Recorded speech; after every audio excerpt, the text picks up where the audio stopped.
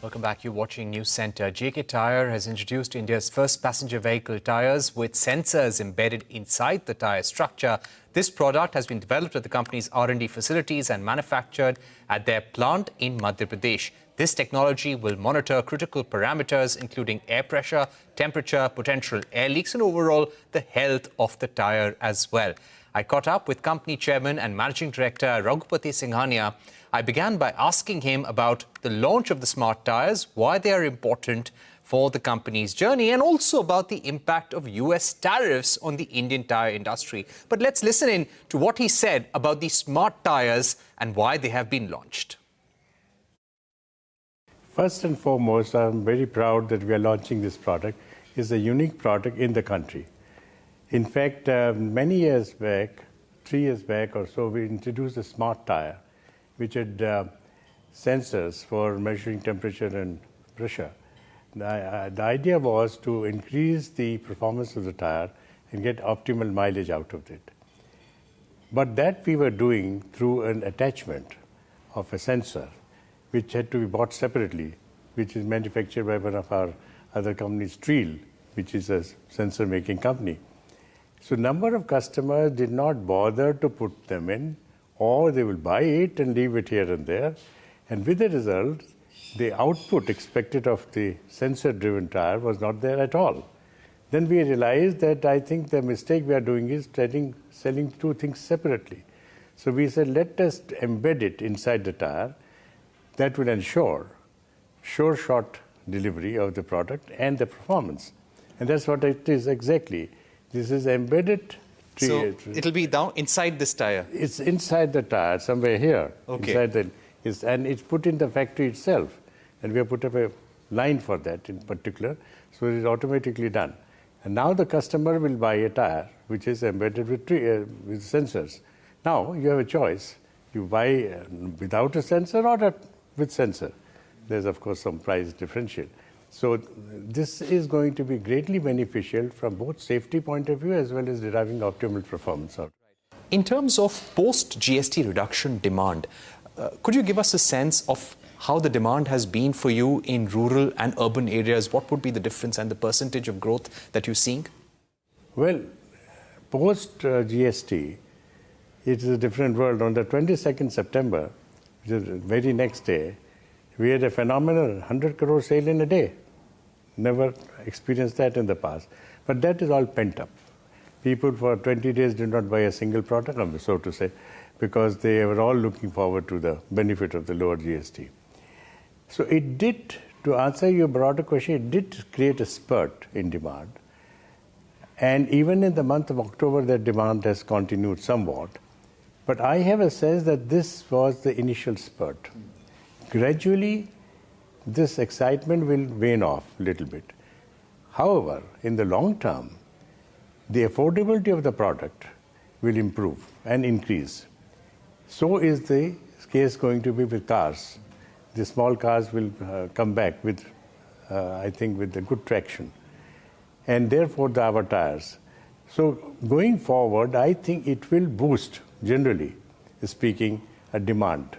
And not only for tyres, but across the economy, to my mind. Right.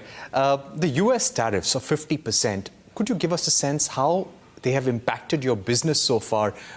There was discussion between India and US to have a deal by fall this year, by November, December. We're already in November, there is no deal. What's your thought? What's been the impact on the industry? Well, that's a billion-dollar question. I do not know when the deal will be coming at all, but I have a sense it will. But coming back to the point, if there is no deal, with 50% tariffs, which is, now when we compare ourselves with the other competing countries like Vietnam, Thailand and Cambodia and the like, our tariffs will be way higher. Their tariffs are around 13 to 15%. And if it is in 50% range, I don't think we are going to make it. Because a US importer, why will he import a product or buy a product 50% or let's say 40% higher than somebody else, when the performance are similar? I mean, you can always claim a particular brand is better or so. So why should anybody do it? So we have, as a industry, as a company, formed a strategy, alternate strategy. couple of things.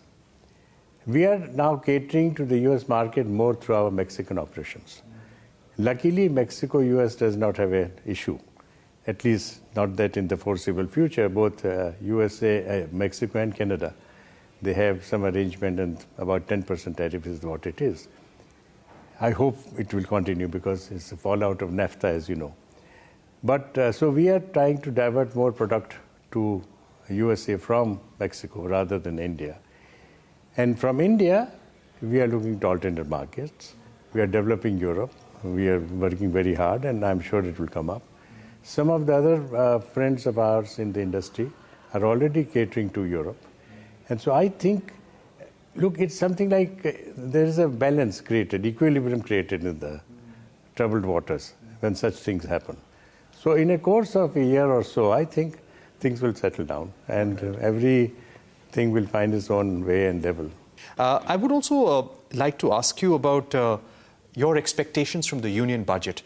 This comes at a time when the government, after the GST reforms, is working on the next set of reforms. In fact, Shaktikanta Das, the Principal Secretary of the Prime Minister, has already told CNBC-TV18 that there are more reforms in the pipeline. One reform, according to you, which could really unleash more private capex, or something that you personally want to see? If in one word I were to say that, is ease of doing business. Believe me, a lot has happened, positive things have happened in terms of easing the process, in terms of direct billing, income tax returns, and manless, faceless assessments, and so on and so forth, online clearances and so on. But still on the grassroots level, the ease of doing business is not there. And that is one reason why investment is not coming to the extent we would have expected. In fact, I aired this concern to somebody, people in government, that this is what we need to correct somehow. That genuinely ease of doing business. Now, there I mean land. Example, it takes a couple of years to get land allocated. You go to Thailand, in 7 days you are TikTok and on the business, start work.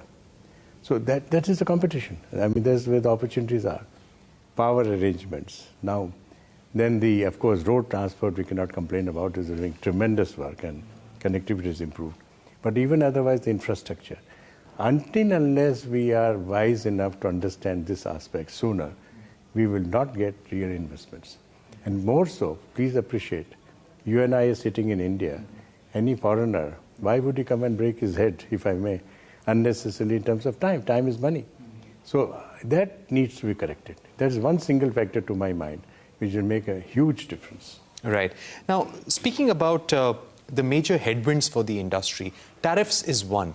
Are there other headwinds that you see in the domestic or global markets? Look, headwinds keep coming up from time to time, depending on the changing environment. In India in particular, we are looking at growth. X amount of growth, even RBI has projected 6.8% plus. So far, so good. But if the growth slows down, tire industry is certainly going to be impacted, because there are two aspects of the tire business. Three, let us say. One is the commercial. Commercial indicates the goods to be transported. Now, cement sector is not doing so well, nor is the coal sector doing so well because of the industry demand. So to that extent, there's a freight shortage to that extent. But hopefully they say that the monsoons are over and so on and so forth. The next quarter onwards, we will see some spurt. That will securitize the position of demand. But on the other hand, if you go to the passenger segment, here is a question of affordability. Affordability not of tires. Tires not a big deal. Affordability of cars. And there I feel somehow enthused that the two-wheeler existing owners will have to graduate to four-wheeler. And that entry has to be small car. This is my conviction. Although a lot has been talked about SUVs and so on and so forth. But SUVs will remain, but there's got to be a transition to a small car. And that should boost a lot of demand going forward. Now, this is not going to happen tomorrow morning. It's a matter of a year or so, 6 months, or a year or two, and gradually it will pick up. Second aspect is that the rural sector Albeit this year's monsoon or excessive weather conditions have spoiled the game. No doubts, floods, drought, this, that, and the other. But going forward, our agro sector retention of money in their hands is expenditure, surplus expendable money is quite a bit, is improving. And that should lead to demand growth, because ultimately our masses live there, not in the cities. And that volume should improve. And that should generate a sustained demand going forward. But again, it's a matter of time. Right. It will take a year or so, and gradually it will pick up. Right. Could you give us your capex plans for the next 2 to 3 years? Which are the key areas where you would like to invest in?